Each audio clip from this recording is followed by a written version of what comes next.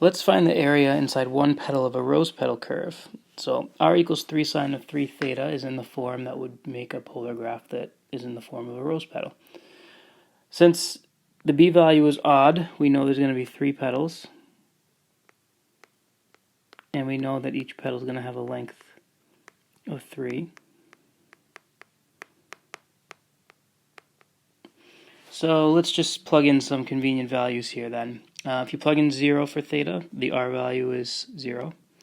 If you plug in 3, if you plug in pi over 6. Pi over 6 is a good value to plug in. The period of this sine graph would be 2 pi over 3. So if you cut that into fourths, maybe I should have done that first. If you cut that into fourths, you get 0 pi over 6, pi over 3, 3 pi over 6, which is pi over 2. So these are the good values to check. Plug in pi over 6, you end up getting 3, because it's 3 times sine of pi over 2.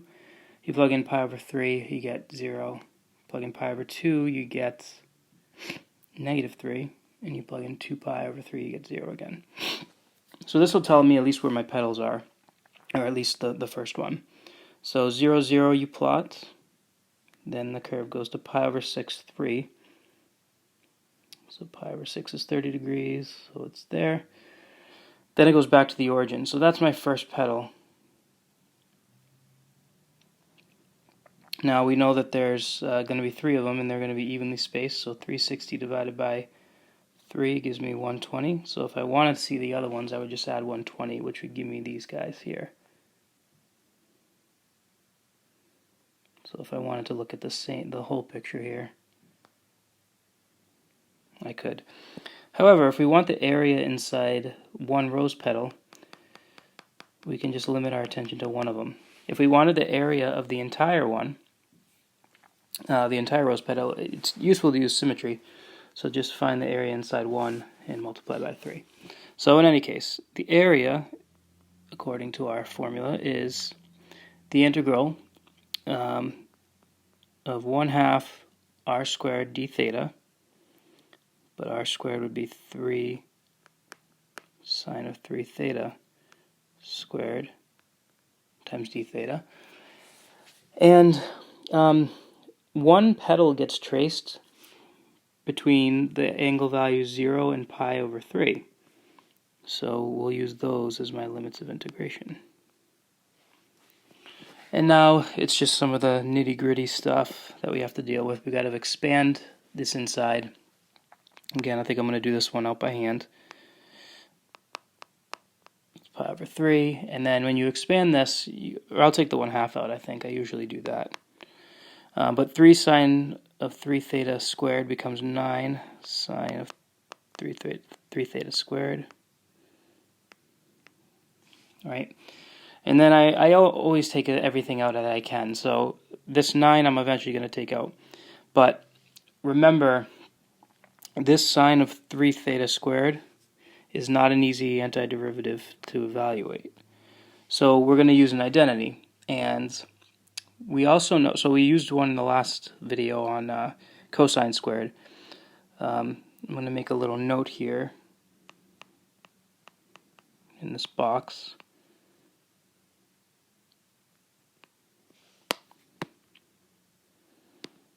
So note that it's the case that 1 minus 2 sine squared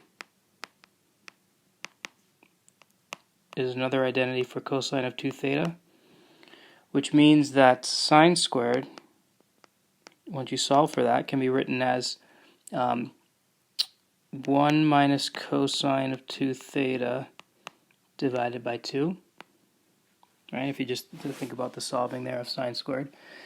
But we're trying to find sine squared of 3 theta, but that's not hard to do, because if you just replace theta with 3 theta everywhere, you have a new identity. So that's just going to be 1 minus cosine of 2 times 3 theta, which is 6 theta, over 2. Which again, I think I'm going to represent in the integral as like this rather. Alright, so there's our guy. So back to this integral. This ends up being 1/2 the integral from 0 to pi over 3. I think I need to zoom in. 9 times, and again this is 1/2 of, we had, just to check, 1 minus cosine of 6 theta. And now all of a sudden this integral is manageable. So again, I take everything out, all coefficients out. So I'm going to take the 9/2 out and bring it out with this other half. So that becomes 9/2 times a half is 9/4. So that's outside this integral. So now it's the integral from 0 to pi over 3. And now I just have to deal with this 1 minus cosine of 6 theta, which isn't so bad. So this is 9/4. The antiderivative of 1 is theta. The antiderivative of cosine of 6 theta is 1/6 sine of 6 theta. And we're going to evaluate from 0 to pi over 3. So this is, now let's just look, when you plug in 0 into this integral, you get 0 minus a 6 times sine of 6 times 0, which is 0. So we might as well even bother with the 0, because it's all going to go away. But when you plug in pi over 3, you get 9/4 times pi over 3 minus a 6th sine of 6 times pi over 3, which is 2 pi. So that's going to go away. And so that's 0. So now I just have 9/4 times 9/4 times pi over 3, which is 9 pi over 12, which reduces to 3 pi over 4. So the area inside one rose petal tip is 3 pi over 4. And so if you wanted the area of the entire rose petal,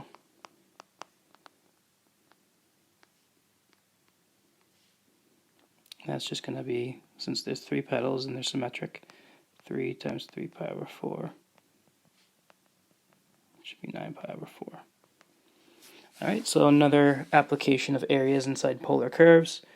Again, I guess the big punchline is this identity you're going to need to use.